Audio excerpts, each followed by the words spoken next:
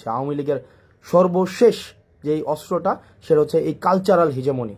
এই যে আওয়ামী লীগের কিছু দেখবেন ওই যে ধানমন্ডি কেন্দ্রিক, তারপরে হচ্ছে আপনাদের এফডিসি কেন্দ্রিক কিছু ইস্যু ছিল যে আওয়ামী লীগ সেগুলোকে নিয়ন্ত্রণ করে, কালচারাল জায়গাটাকে নিয়ন্ত্রণ করে সেখানে আওয়ামীফিকেশন করা হয়েছে।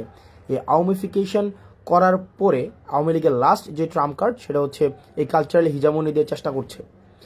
আপনাদেরকে একটা জায়গায় স্পষ্ট করতে চাই, আওয়ামী লীগ কোনো রাজনৈতিক দল না। আওয়ামী লীগের যেই ইন্টারপ্রিটেশনটা যেটা হয়েছে, আওয়ামী লীগ কোনো রাজনৈতিক দল না। আওয়ামী লীগ হচ্ছে একটা ফেসিবাদী শক্তি। এই ফেসিবাদী শক্তির একটা হচ্ছে ফেসিবাদী সংগঠন রয়েছে। তাদের যে ভিত্তিটা, সেই ভিত্তিটা হচ্ছে এটা মিথ্যার উপরে প্রতিষ্ঠিত, এবং তাদের যেই হচ্ছে ব্যাকগ্রাউন্ড, তাদের যেই প্রচারণা, এটা হচ্ছে মিথ্যা। তাদের ম্যানিফেস্টো হচ্ছে মিথ্যা এবং প্রপাগান্ডা। তাহলে আওয়ামী লীগ যে বিষয়টা সেটা হচ্ছে আওয়ামী লীগ কোনো রাজনৈতিক দল না। আওয়ামী লীগ হচ্ছে একটা ফেসিবাদী সংগঠন যাদের মূল জায়গাটা সেটা হচ্ছে মিথ্যা এবং প্রপাগান্ডা। এই মিথ্যা এবং প্রপাগান্ডার উপরে তাদেরকে সাপোর্ট দেওয়ার মতো একটা অভিজাততন্ত্র রয়েছে, একটা অভিজাততন্ত্র বা অলিগার্ক শ্রেণী। এই অলিগার্ক শ্রেণীটাই হচ্ছে আওয়ামী লীগকে কিন্তু এতদিন পৃষ্ঠপোষকতা দিয়েছে, এবং এই অলিগার্ক শ্রেণীর সাথে আওয়ামী লীগের একটা রিসিপ্রোক্যাল সম্পর্ক ছিল, যে আওয়ামী লীগ তাদেরকে ফেসিলিটেট করেছে। আপনি 10-12টা কোম্পানি, 10-12টা গোষ্ঠী তাদেরকে ফেসিলিটেট করেছে, এবং আওয়ামী লীগকে তারা ফেসিলিটেট করেছে। এবং দিন শেষে যেটা হয়েছে, আওয়ামী লীগ একটা জনবিবর্জিত একটা দলে সেখানে পরিণত হয়েছে।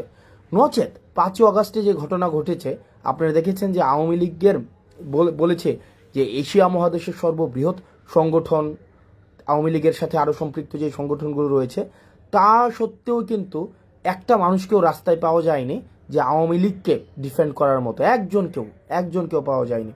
তা আওয়ামী লীগের সাথে বেসিক্যালি যে সম্পর্কটা ছিল সেটা হচ্ছে স্বার্থের সম্পর্ক। এখন এই ফেসিবাদ পরবর্তী সময়ে আওয়ামী লীগ তো এই দীর্ঘ 1.5 দশকেরও বেশি সময় ধরে আপনার ন্যূনতম আপনার যেটাকে বলি যেই মৌলিক অধিকার ছিল, নাগরিক অধিকার ছিল, এই নাগরিক অধিকার পর্যন্ত কিন্তু আওয়ামী লীগ আপনাকে দেয়নি।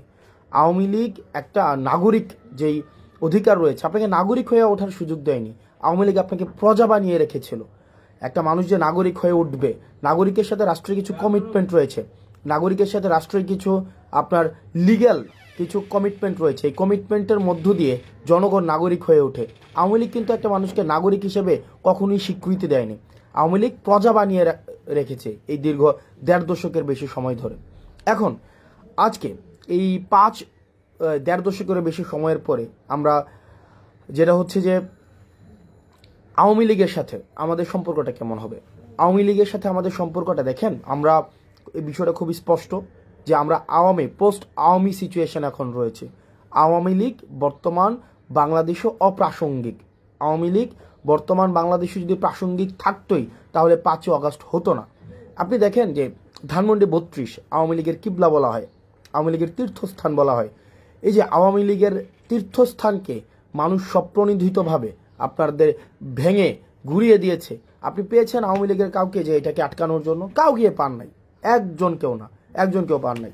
এখন দেখেন আওয়ামী লীগের যে মিডিয়া সন্ত্রাস রয়েছে, বট বাহিনী রয়েছে, আওয়ামী লীগ যে আপনার 260 বিলিয়নের বেশি টাকা বিদেশে পাচার করেছে, সেগুলোর অর্থায়নে এখনো পর্যন্ত কিন্তু এই রাষ্ট্রের এগেনস্টে ষড়যন্ত্র অব্যাহত রয়েছে।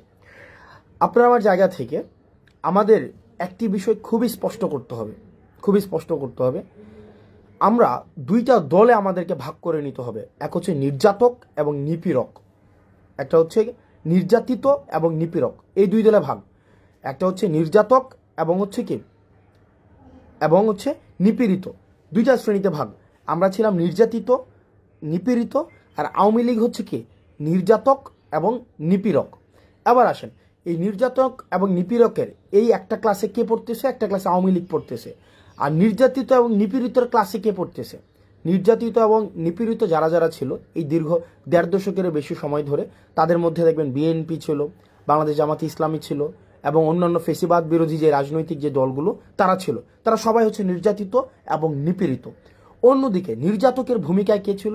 নির্যাতকের ভূমিকায় আওয়ামী লীগ ছিল। সুতরাং সেই জায়গা থেকে এখনো পর্যন্ত আমাদের যে লড়াইটা, পোস্ট আওয়ামী লীগ পরবর্তীতে আমাদের যে লড়াইটা, এই লড়াইটা কিন্তু বিএনপির সাথে আমার লড়াই না, বাংলাদেশ জামাত ইসলামের সাথে আমার লড়াই না, বরং আমাদের এখানে ক্লাসিফিকেশনটা খুবই স্পষ্ট। সেটা হচ্ছে যে নির্যাতকের বিরুদ্ধে আমাদের নির্যাতিতদের লড়াই।